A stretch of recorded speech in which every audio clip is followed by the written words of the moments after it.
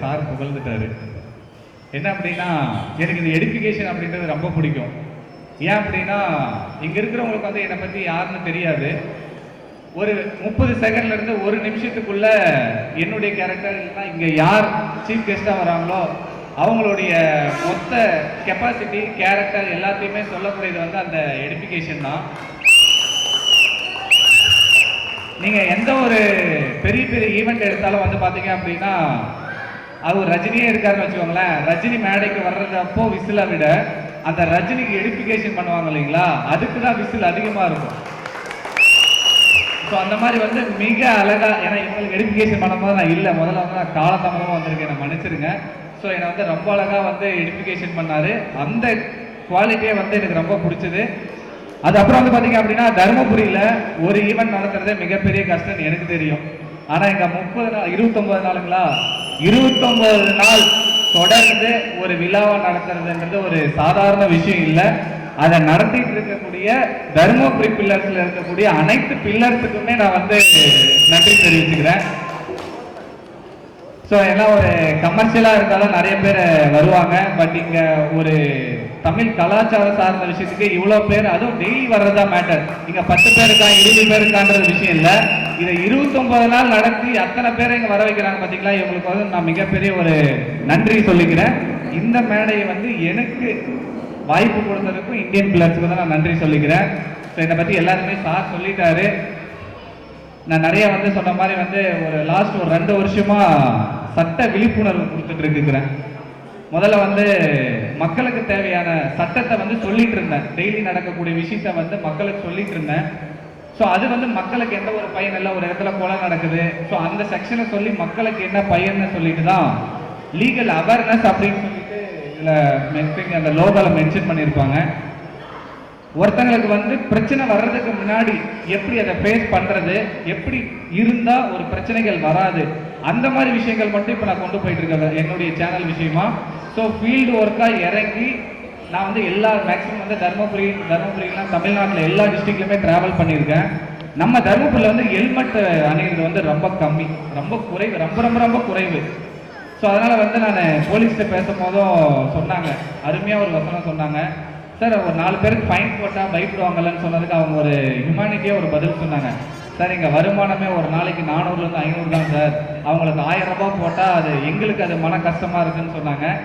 So அது வந்து என்னை ரொம்பவே பாதிச்சுது. அப்போ தான் நான் முடிவு பண்ணேன், ஓகே இவங்களை வந்து சட்டத்துக்கு உட்பட்டு திருத்தாமல் அவங்களுக்கு என்ன பிடிக்கும். இத்தனை நாள் வந்து ஹெல்மெட் போட்டுட்டு வராதவங்களுக்கு பனிஷ்மெண்ட் கொடுத்தாங்க. போட்டுட்டு வந்தால் அவங்களுக்கு ஏதாச்சும் ஒரு விழிப்புணர்வு, ஏதோ ஒரு கிஃப்ட்டு. நான் இது வரைக்கும் சில்வர் காயின் முதல் கொண்டு கொடுத்துருக்கேன், 750 ரூபா கொடுத்துருக்கேன், 1500 ரூபா மதிப்புள்ள பட்டாசு கொடுத்துருக்கேன், 1000 ரூபாய் மதிப்புள்ள ஹெல்மெட் கொடுத்துருக்கேன். அடுத்து தங்க காயின் முதல் கொண்டு நான் எல்லாமே பிளான் பண்ணிட்டு இருக்கேன். இதை வந்து தருமபுரி நாள் அக்டோபர் 2 வந்து நான் ஒரு பெரிய அனௌன்ஸ்மெண்ட் பண்ணியிருந்தேன். தீபாவளி வரைக்கும் யாரெல்லாம் ஹெல்மெட் போட்டு வராங்களோ எங்கே இருந்தாலும் நான் என்ன கிஃப்ட்னாலும் கொடுப்பேன் அப்படின்னு சொல்லிட்டு இருந்தேன். அது கன்சிஸ்டன்சியாக 2 வாரம் நான் கொடுத்தேன். அதுக்கப்புறம் எனக்கு வந்த ரிப்போர்ட் என்ன அப்படின்னா, டிராஃபிக் இன்ஸ்பெக்டர் சைட்ல இருந்து, சார் ஒரு சின்ன இம்ப்ரூவ்மெண்ட் இருக்குங்க சார், அட்லீஸ்ட் 1% வந்து இன்க்ரீஸ் ஆகிருக்காங்க அப்படின்னாங்க. அதுக்கு காரணம் வந்து அவங்க போட்டு வராதவங்கள பிடிச்சி வற்புறுத்துறதுக்கு பதிலாக போட்டு வந்தால் ஏதோ ஒன்று நான் கொடுப்பேன் அப்படின்ற ஒரு மைண்ட் செட்டை நான் உருவாக்கி இருக்கிறேன். ஸோ அடுத்து பெரிய பெரிய விஷயங்கள் வந்து பண்ண போகிறோம். இதை பார்த்துட்டு வந்து தருமபுரியில் நம்ம வந்து ரொம்ப ஒரு சின்ன ஒரு டிடிஎஃப்னு சொல்லிட்டு வளர்ந்த ஒரு யூடியூபர், இந்தியா ஃபுல்லாக ஒரு பிரபல ஒரு யூடியூபர்னு சொல்லலாம். அவர் தருமபுரியில் வந்து என் கூட சேர்ந்து ரோட் சேஃப்டி அவேர்னஸ் கொடுக்கணும்னு சொல்லிட்டு ஒரு ப்ரெஸ் மீட்டே கொடுத்துருக்கிறாரு. நான் அந்த விஷயமும் சொன்னேன், பிரதர் எங்கேயுமே தமிழ்நாட்டில் ஃபஸ்ட்டு எங்கேயும் பண்ணக்கூடாது, அதையும் நீ இங்கே வந்து தருமபுரியில் தான் நீங்கள் இனிஷியேட் பண்ணணும், எங்கள் ஊர் பேர் தான் இதுலேயும் தெரியணும்னு சொல்லிட்டு நான் அவர்கிட்ட நான் வற்புறுத்தி இருக்கிறேன். ஸோ இந்த மாதிரி வந்து அது இல்லாமல் அடுத்து வந்து நான் என்னுடைய சேனலில் எங்கிட்ட அப்ரோச் பண்ணுறவங்களுக்கு சட்ட ஆலோசனை, அதாவது வழக்கு நடத்துறது இல்லைங்க, சட்ட ஆலோசனை மட்டும் நான் இன்னைக்கு வரைக்கும் நான் இலவசமாக தான் கொடுத்துட்டு வந்துட்டு இருக்கிறேன். அதனால் நீங்கள் தாராளமாக எப்போனாலும் என்னுடைய சேனல் இங்கே இருக்கக்கூடிய எல்லாருக்கிட்டையுமே என்னுடைய பேஜ் இருக்கும், அதாவது தருமபுரி பில்லர்ஸ் பேஜில் உங்களுக்கு எதனா சட்ட ஆலோசனை வேணும்னாலுமே வந்து நான் இலவசமாக செய்ய தயார். இந்த வாய்ப்பினை எனக்கு அளித்த தருமபுரி பில்லர்ஸ் டீம் வந்து ஏன்னா நான் பேச ஆரம்பிச்சேன் அப்படின்னா, ஏன் ஸ்டாப் பண்ணிக்காதுன்னா நான் பேச ஆரம்பிச்சுன்னா நான் பேசிகிட்டே இருப்பேன், ஏன்னா எங்களுக்கு நிறைய கண்டென்ட் இருந்துகிட்டே இருக்கும். நான் அடுத்தவங்களுக்கு நான் வாய்ப்பு கொடுத்துட்றேன். உங்களுக்கு ஏதாச்சும் நீங்கள் லாஸ்ட்டாக போகும்போதோ இல்லை நான் கிளம்பும் போதோ உங்களுக்கு ஏதாச்சும் ஒரு டவுட்டோ இல்லை ஏதாச்சும் உங்களுக்கு ஒரு அவேர்னஸ் வேணும்னாலுமே நான் கண்டிப்பாக நாங்கள் கொடுக்குறேன். அடுத்து வந்து நம்ம ஜனவரிலேருந்து என்ன பண்ண போகிறேன் அப்படின்னா 2 விஷயம் தருமபுரி டிஸ்ட்ரிக்ட் ஃபுல்லாக எல்லாமே பண்ணுறேன். அந்த அனௌன்ஸ்மெண்ட் மட்டும் நான் பண்ணிடுறேன். என்ன அப்படின்னா எல்லா ஸ்கூல்ஸ் அண்ட் காலேஜஸில் போயிட்டு ரோட் சேஃப்டி அவேர்னஸ், சும்மா வந்து ரோட் சேஃப்டியில் ஹெல்மெட் போட்டு போங்கன்னு மட்டும் சொல்லாமல், நீங்கள் இன்சூரன்ஸ் இருந்தால் உங்களுக்கு என்ன சேஃப்டி, இன்சூரன்ஸ் இல்லைன்னா நீங்கள் எந்த அளவுக்கு பாதிப்படைவீங்க, ஒரு மைனர் வண்டி ஓட்டினா என்ன பிரச்சனை வரும், ஸோ டோட்டலாக வண்டி சம்மந்தப்பட்ட சட்ட ரீதியான அனைத்து விஷயங்களும் வந்து நான் ஸ்கூல் அண்ட் காலேஜில் சொல்ல போகிறேன். அதை தாண்டி முக்கியமாக இப்போ நடக்கக்கூடிய சைபர் கிரைம், ஏன் அப்படின்னா சைபர் கிரைம் மேக்ஸிமம் வந்து இங்கே தருமபுரியிலே நிறைய விஷயம் நடந்துட்டு இருக்கு. லோக்கல்லையும் நிறைய பேர் பண்ணுறாங்க, ஃபாரின்லேருந்து பண்ணுறாங்க, நார்த் இந்தியன்ஸ் நிறைய பேர் பண்ணிட்டு இருக்காங்க. ஸோ சைபர் கிரைமில் அதாவது நம்மக்கிட்ட வந்து எப்படி ஒரு பாதிப்படையாமல் இருக்கலாம், நம்மளுடைய ஃபினான்ஷியலாக எப்படி மாட்டாமல் இருக்கலாம்.